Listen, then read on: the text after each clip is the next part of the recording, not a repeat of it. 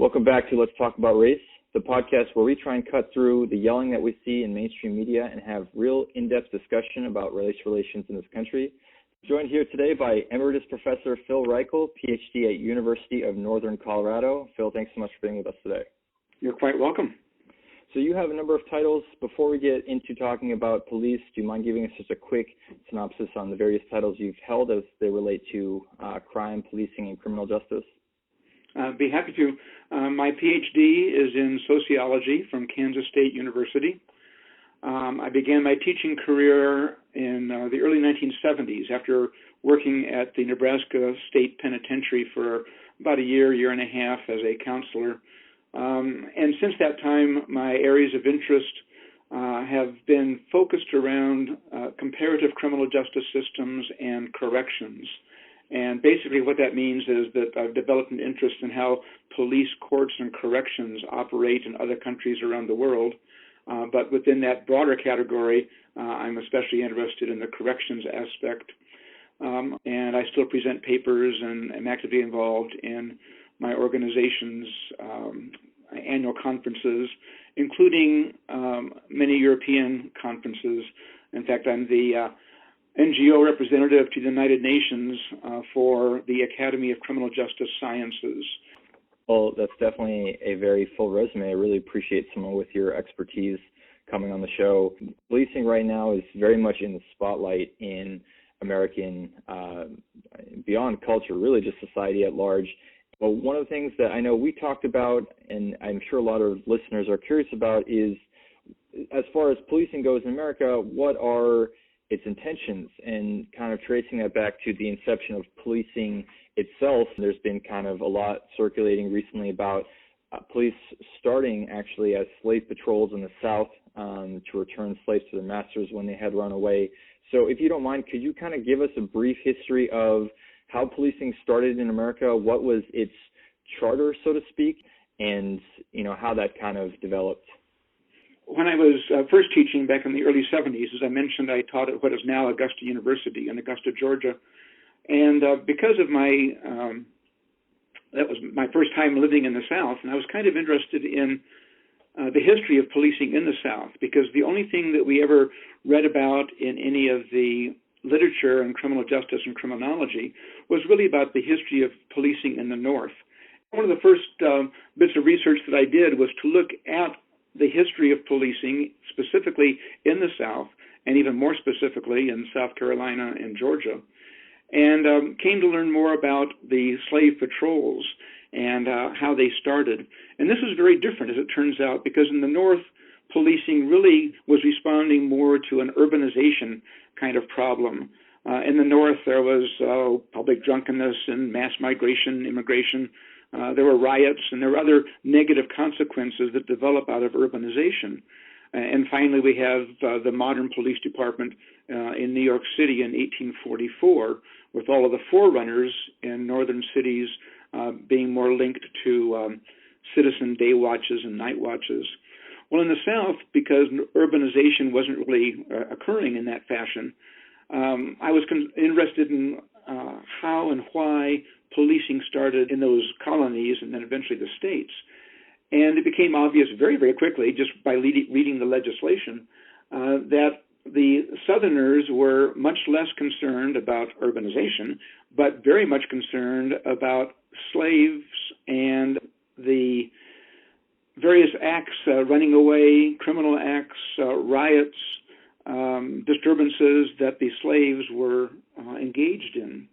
And that caught me a little bit off guard back in the early 70s, because I had grown up kind of learning about slavery and knowing that it was bad and horrible, but also not fully appreciating how the slaves themselves were reacting and taking action on their own behalf against their bondage.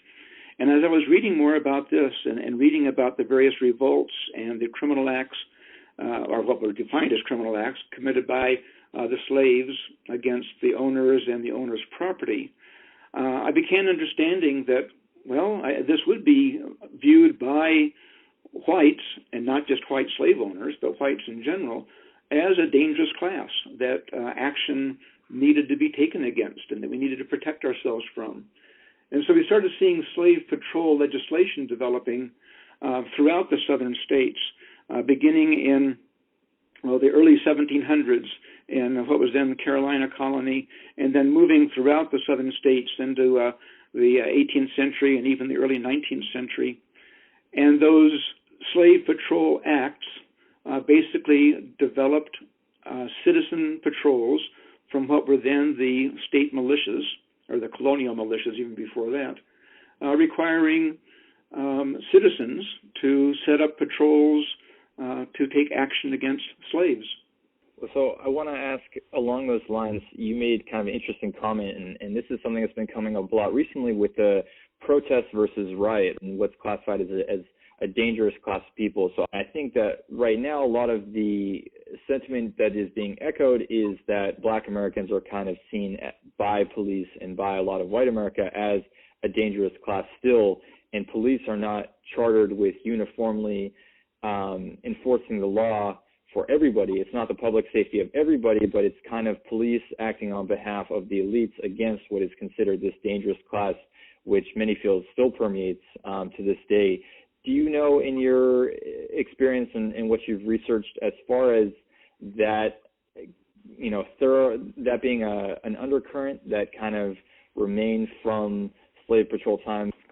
Well, there are certainly some of the research that holds to the, it's called the minority threat hypothesis. And the idea is that policing, not just in the United States, but policing around the world, develops as a response to the perceived threat posed by minorities, whatever that particular minority might be in the United States or another country. So yes, I would say that there is a continuing argument that the idea behind policing is one that developed as a social control mechanism, and the people being controlled are typically the minority groups within a country, and the perception by the dominant members of that population in whatever country we're talking about, the perception that the minorities are a dangerous class, that they are going to be, that they are posing a threat. But yes, I think that what you were describing is pretty consistent, especially in terms of, as I said, what is called the minority threat hypothesis. That's interesting, especially because I know that I've been seeing, Canada is one I'm most familiar with just because it's right, our neighbor to the north, but they seem to have very similar types of police violence against the indigenous population there. I hear a little bit of it with Australia and the Aborigine population. I have some relatives in France. I believe right now it's fairly anti-Muslim in nature. Can you think of any examples as far as situations that feel similar to what Black Americans are experiencing, just maybe on a global scale? Yes, unfortunately. There are examples just all around the country. And in Europe, you have the Turks in Austria. In Japan, it's the Koreans, Latinos, African Americans, Native Americans in the United States, indigenous people in both Australia and in Canada. And in fact, it is just happening all over the place. There's a report that comes out by the European Union, not annually, but periodically, and it's, I won't get the title quite right, but minorities in the European Union. And they've done a couple specifically on blacks living in the European Union countries. And one statistic that comes to mind is that in London, for example, a black person in London is 4 times more likely than a white person to have force used against them. And in other countries of the European Union, members of the Roma ethnic group are especially heavily policed, as the term is sometimes used in the European Union writings. And so the Roma ethnic groups, especially in Eastern Europe, but also in Central European countries, are very heavily responded to by police and police force. So again, what we're experiencing in the United States, and this is in no way to dismiss it or to say that it happens everywhere, so it must be okay. I'm simply arguing or suggesting that what we see happening in our country is, unfortunately, not always that unique. Which I guess begs the question, do you think policing by nature is racist? I don't like the idea of picking out one particular social institution like the policing as being racist, because it implies, at least to me, that other social institutions in a country aren't. And so I mean, you think about policing, well, just taking criminal justice, for example, policing certainly plays a role, but so does prosecution, and so does sentencing, so do the juries. I mean, all aspects of the criminal justice system, from reporting to the police, even police dispatchers, I guess you could say, that there's some interesting studies about how information that the police get from police dispatchers, what information the dispatcher himself or herself chooses to pass on to the police officer, has a very, very big influence on how the police respond to the situation. So depending upon any implicit bias that the dispatcher might have, maybe he or she is providing information or not including important information when telling the police to go to this particular call and see this particular person. So you really can start, when you're talking about bias and prejudice and implicit racism, it really goes through all aspects of society, whether it's our school system, our religious institution, finances, I mean, everything.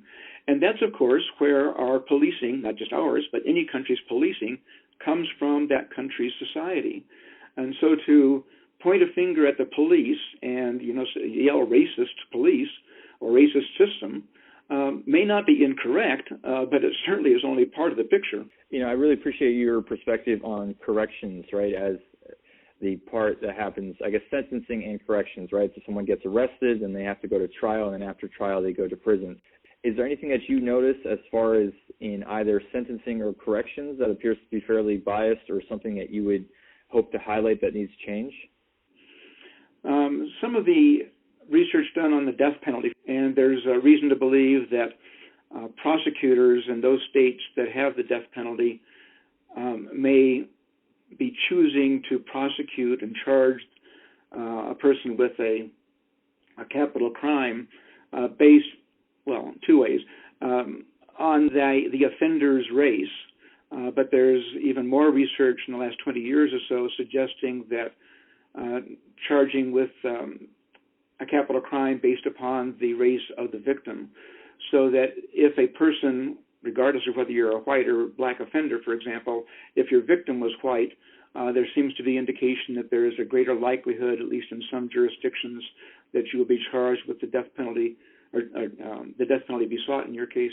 If your victim was instead a minority group member, specifically a black person, for example, there is less likelihood that death penalty will be sought. So I think that does show that there are still problems even as you go further along the system and getting into the sentencing stage and even the trial stage. Yeah, and so just to recap and make sure I understand correctly, you're saying that if you have a black defendant who is accused of killing a white person, there's a higher likelihood that the death penalty would be sought as opposed to the black defendant who had killed another black person. Correct. And even beyond that, if you had a white person who killed a white person, that would increase the likelihood of the death penalty being sought than if a white person killed a black person.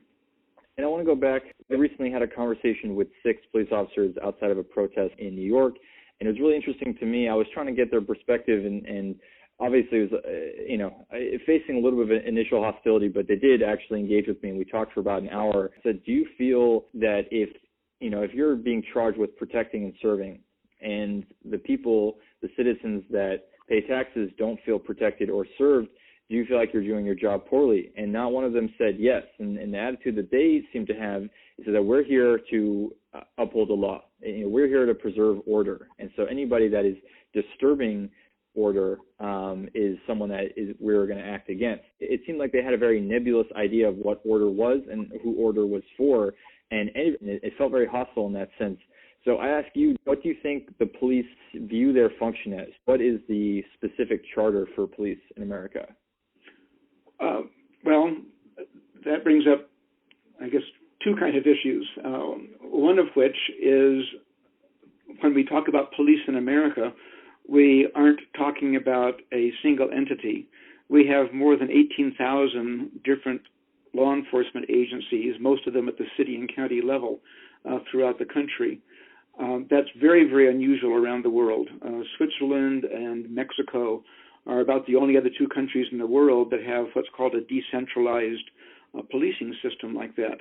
Most everywhere else, there's a much greater unification or centralization of policing. So when we would talk about the idea that there is a mandate for American policing, we are forgetting that our police respond to city-level politicians. The county sheriffs will go with the county politicians. There are state-level police, there's federal police, and at each of those levels, you're going to have different kinds of standards that the police are to abide by. So depending upon, let's just take city-level police, one city's police chief and city council might be very supportive of the idea of community policing. And the members, the police officers are hired based upon that police chief's and that city council's perspective as to how policing should operate in their city. 3 cities away, maybe even in the same state, you might have a very different police chief and a very different city council who believe that it's most important for the police to engage in control mechanisms and to clean up the streets and to engage in broken windows kind of policing opportunities. So I don't want to not answer your question, but I think that the question is phrased in such a way that it's making an assumption about police throughout the United States as having some kind of common or central mandate that they're responding to. I think right now the conversation for a lot of people has actually been how to change things and who to hold accountable. It also brings me to my next point, which it's not necessarily strictly about race, but it's something that's been coming up a lot in the Black Lives Matter protests, which is changing police and defunding police has become a big topic. And you having worked on crime prevention, at a fairly high level, the UN, I don't know if there is a higher body internationally to speak about on that kind of thing. I'm curious if you could share any examples you've come across that have been effective reforms. There are several, and I'll be happy to go over a few of those. I do want to reiterate, if you want to bring about change and make adjustments to what we are currently doing, especially in the United States, it's going to be very, very difficult to talk about national change. It's even going to be a little bit difficult to talk about statewide change, because then you're going to have cities and counties who have some independent jurisdictions that would have to be brought into this as well. It's important to keep in mind that these really can't be, or at least it would be very, very difficult for them to be national suggestions, just because of the way that policing in the U.S. Is set up. Now, having said that, there were some suggestions made. President Obama set up a commission during his second term, if I recall correctly, that involved some aspects of police reform. But one of them was a suggestion that in Great Britain, for example, they have an inspector general who kind of oversees all of the police in Great Britain, England, and Wales. And in doing so, they assure that throughout England and Wales, that the police standards are being followed, and that if they see a particular agency that they need to call on the carpet, if you will, then the Inspector General in Great Britain can do this. And there were some suggestions that not at the national level, but at least at the state level, maybe we need to have Inspector Generals or some term that would be appropriate like that, and that Inspector General at the state level of police would have some influence or some say about how the city police departments throughout the state and the county sheriff's departments and the state police as well, what kind of training they have, what kind of responsibilities they have. I think that's something that would be well worth looking at. So I've seen a couple independent commissions being set up in the U.S., and I think the general critique of them is that it's still kind of the police enforcing the police. It's still kind of an insider's club, and it's not strictly just police officers, but as far as what you're talking about further down the line, the DAs, the judges, the entire criminal justice system seems to feel like it's one side that tends to work within itself and not want to prosecute its own. And so I think that's kind of the big critique I've heard of any sort of, commission or any sort of investigation on the police, is that it has to be done by someone that is very much external to policing as a system. Do you think there's credence to that critique? Very much so. I'm also familiar with more at the local level, city police commissions operate at the local level, and I know exactly what you're talking about, because those individuals who end up on those commissions are oftentimes interested in applying for those commissions because of various interests that they might have. But the commissions are oftentimes appointed by politicians, by city council members, by the governor, and all of those political aspects are going to obviously have a role in the kinds of people that are put on the commission. I don't think that very real problem is always a good reason to dismiss the idea. I'm not suggesting you were dismissing it, but I think there might still be, because it has worked in other countries, there might be some reason to at least give attention to that as an option. And I want to take it one step further. Even right now, you hear defunding the police. That has become a big rallying cry, and I've had a number of conversations with people. I think the general viewpoint tends to be you cannot reform something that was broken from its inception, which is, again, part of why I've been interested in the history of police. I think there's definitely a lot of interesting points as far as if you were to give the same attention to harm reductive, preventative social work. For instance, if you were to help point, staff and resources towards homelessness, you would reduce a lot of police work related to that. If you were to treat, drug and the opioid crisis as something that was a public health issue that wasn't criminalized, you would reduce a tremendous amount of the police caseload. So the idea of having everything treated on a criminal basis rather than on a social basis, I think is the main proponent there. The critics of that will say, well, of course we need police. We can't just get rid of police. That's how we have safety. Police, enforce safety. There tends to be this big emotional divide as far as, do police bring about safety, or are they actually bring about more harm by criminalizing what should not be treated as criminal people or acts? So you, having actually spoken to the United Nations as far as crime prevention, do you think there's a way to reduce police budgeting and still keep society safe? I'm a big fan of training and education. Not surprising, I suppose, given my career path. But I think that we can learn from some of the European countries where police training, for example, takes a much different form than it does in the United States.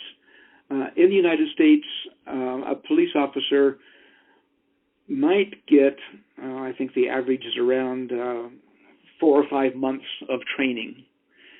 In much of Europe and Asia as well, people who become police officers, it wouldn't be unusual for them to go to a police college, for example. Much like getting a bachelor's degree is done here, the police in many European countries go to a university or to a college that is specifically for policing. That's their chosen occupation. And so they'll take 3 or 4 years and get the equivalent of a bachelor's degree before they become full-fledged police officers. They're being trained in Europe on issues of race relations, community relations. They learn about law.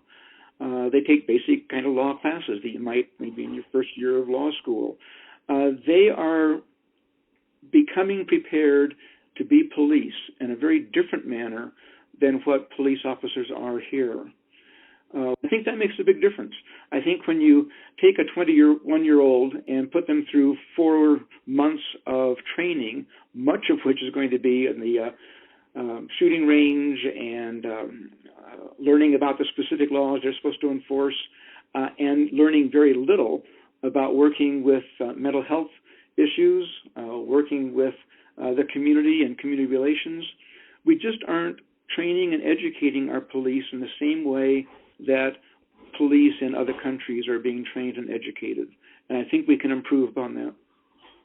I want to press a little bit more. I think you talked a lot about the impact of training, and I don't think anyone would argue that more training is bad. But I think that, again, what people who are saying defund are saying is that there's still a limit, even if you were to train police officers the right way. Just the tasks that we give police are by nature criminal. Police are enforcing laws, and trying to enforce laws and criminalizing people as a result of that is not the way to go about harm reduction or even necessarily crime prevention. It's kind of like a punitive after the fact. So I'm still trying to see if there is, some value to the idea of just shrinking police departments entirely, both in size of the number of officers as well as the scope of things they're tasked with, and reappropriating some of that money towards personnel that could be used, again, towards helping drug usage, homelessness, a lot of the things that police traditionally criminalize that we could argue are social or public health issues. Do you think there's value to that argument? Other countries are having the same kind of problems that we are. We kind of started off our conversation, or at least early on in our conversation, we were talking about how sub-Saharan Africa folks living in the European Union are subjected to discrimination and racism. So policing has this kind of problem everywhere. And I don't think that the Europeans or Asians or anybody else has come up with the best answer. But I don't know of any place where, well, first of all, that's police-free. Every country that I know of has a police force. Some of them use that police force differently than others, getting to your point. In some cases, the police aren't responsible for, or at least aren't the first call for mental health issues. In some places, the police are not always used to handle homeless issues, for example, or responding to calls where the issue seems to be one related not so much to a crime being committed, but to a social problem existing. So I think there is certainly room to look at who has responsibility for what, and to look at policing in the United States as maybe needing to respond to fewer types of instances. And I'm not sure that the police would necessarily mind that. I know that when I was more actively teaching, and I would ask my students who had plans to become police officers, raise of hands, how many of you would like to be a police officer someday? And say 30 hands go up. And then I say, well, how many of you would like to work with individuals who have mental health issues? And no hands go up. But we end up, those 30 people who said, I want to be a police officer, as I tried to explain to them, once they get hired, that's exactly the kind of issues that they're going to be asked to work with. And in a sense, they aren't even signing up for this. So I agree completely that policing in the United States, and I would even say other countries, are oftentimes responsible for, or expected to be responsible for, such a great variety of social ills that it's in many ways very unfair. Now, is the way to respond to that by cutting their funding or repositioning, is a better word I think of it, their funds? I say, yeah, I think that's certainly worth a try to change things around, shake things up a little bit, and say you are not going to be our first port of call for many of these issues. A question that actually just came to me because I didn't realize that you had spoken in your teaching with many individuals that went on to become police, but right now to me it feels like there's just been a total breakdown between, I guess, civilians and police as far as understanding one another's perspective. Police that I've seen, that I've read about and I've talked to, seem to feel that no one appreciates what they do. People seem to feel like the police don't understand at all what we're going through, what Black Americans specifically are going through, and what we expect of the. Do you have any theories on why there seems to be such a communication breakdown between civilians and police? I would agree that there is that breakdown, and even just my former students that I'm now Facebook friends with, or in the community that I will see occasionally, they don't feel appreciated. I used to have guest speakers come into my classes. I would have police officers come in, and I always remember one police chief who happened to be female and also happened to be one of my former students. And she would always talk to my students, my police officers to be, and explain how important from her perspective it was to maintain contact with non-police officers. She was married to a police officer. Most of his friends, before they got married, were police officers. And she basically said, when I got married, I told him, we are going to make sure that we hang out with people who aren't involved in law enforcement. And she was trying to tell my students, and I think successfully so, how important it was for police, or at least for her, to have contacts away from policing. And I think the point she was making, or at least what I took from it, is that she understood that police are rather insulated. It's very, very difficult for other people, for us to understand what the job of policing is. One of my other guest speakers used to always say, you know, we all know military officers, we all know school principals, we all know pastors and ministers and priests. And the guest speaker was saying, police also know all those people, but we tend to know the worst part of them. We tend to know about the priest who misbehaves, about the school principal who is having to investigate for drugs or other kinds of illegal activities. And, you know, when you think about constantly seeing the worst of presumably good people, or of all people, I mean, it's got to be a very, very difficult kind of situation to come in. Yeah, and it's interesting, you brought up kind of both the type of individuals that might be attracted to the job as well as the toll the job can have on them, both seeming like relevant factors. But one thing I've always thought of, not the highest paying position, I've always wondered if that might be, you know, part of the problem is if you have to do something that's very difficult and potentially life-threatening for a lower salary, you know, if you have a lot of better options, I don't know if you're, you know, going to want to do that. And I'm not trying to be critical or mean to anyone there, but to me it just seems kind of like a logical solution for that you know, situation. But I think the flip side of that other people have brought up is if you were to look at, you know, teachers, right, who tend to be another example of people who are kind of consistently underpaid, you would be very, I think, shocked to see the type of people that we expect in policing end up as teachers. And teachers tend to have a very difficult job. You know, dealing with students can be emotionally erratic. People have brought up the example of nurses or EMTs who aren't necessarily paid as much as they should be, who have to deal with, you know, similar kind of patients with mental problems, violent patients. And if, you know, I think the police lose a lot of leeway when I think people bring up those examples, because it's like, if a nurse were to restrain someone in a chokehold so much so that they died, that would be like horrific. That would be all over the news. There wouldn't be a justification of that. And they have a similarly stressful job. So, you know, what is it about police that kind of gives them that ability to excuse themselves? So I don't know if that's as much of a question as much as an observation, but it seems to me that the outlines that for the case that you outlined as far as what might the toll that it might take mentally on a police officer, I don't think is entirely absent from other jobs that don't see the same kind of, you know, violence against civilians. Do you think that's a fair point? I do. It's a very fair and relevant point.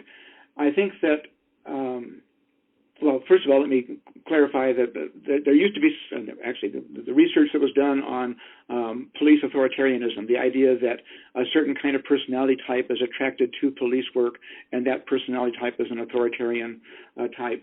And that research has been, if not outright dismissed, it certainly isn't anything that people are looking at much more as being a way to understand police departments. Instead, it seems that the job of policing and the training that is engaged in, to the extent that there becomes a certain type of individual or a certain type of police officer, it's not the result of that person having a particular personality as much as it is the kind of job that they are involved in. And I also want to point out that many of, again, using my own students as an example, who would do internships before they graduate in police work, for example. And some of them would say, you know what, even just the one semester that I spent doing ride-alongs or working in the police department, this really isn't what I thought I was going to be getting into, and I don't want to do this. And so they would change their major and go into something else.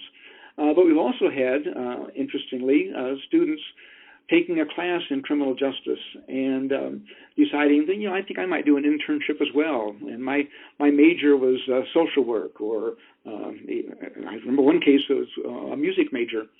And they found that they really enjoyed particular aspects of policing. They enjoyed going into the community. They enjoyed interacting with members of the community and helping people and helping victims. And understanding that, you know, these people who have been hurt and harmed, and these people need assistance as well. And sometimes police officers can do that. So I guess the point I'm trying to make is that I've had people who might be coming from a very, for lack of a better word, social work kind of perspective, and deciding that police work is something that they would be interested in doing. Well, Tony, I have to say I really appreciate all of your time, your expertise. One thing I try and do with guests, this being a podcast that is really centered around conversation being called Let's Talk About Race, I see, in my opinion, kind of a breakdown of civil discourse, and I'm really hoping to try and get people to talk to one another, get outside of their bubble, try and get, you know, facts in their discussion. You being an academic, someone obviously I think that cares a lot about, as you said, teaching facts. What are the conversations you would like to see people have? What are things you would like people to educate themselves on? I think if there are opportunities to interact with police officers, especially ones at various stages in their career, I think it's important if, as you're pointing out, you can get them to talk. It's not always easily done.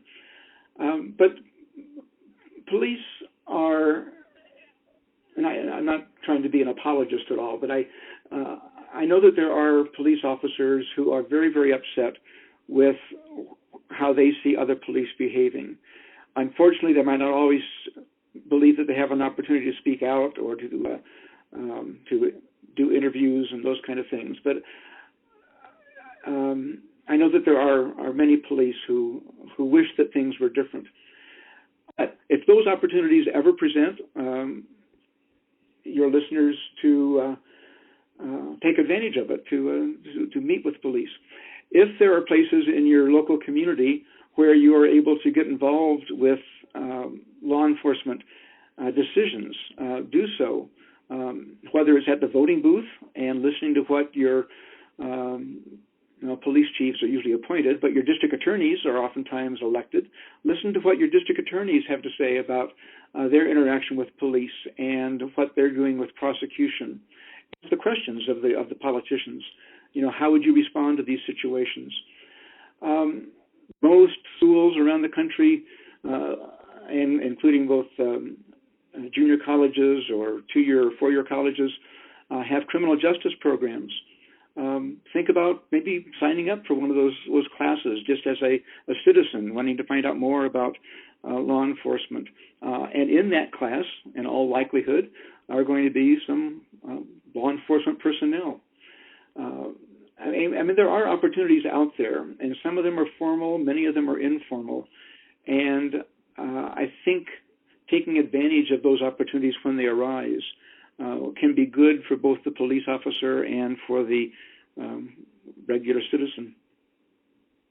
Yeah, that's definitely something that I'm trying to do personally. I think that would be beneficial on both sides. Bridging the divide between us and them, police and civilian, I'm definitely pro it on both sides. But Professor Reichel, I really appreciate your time. I really appreciate your expertise, and hopefully we can see some change happen. I agree, and you're very much welcome.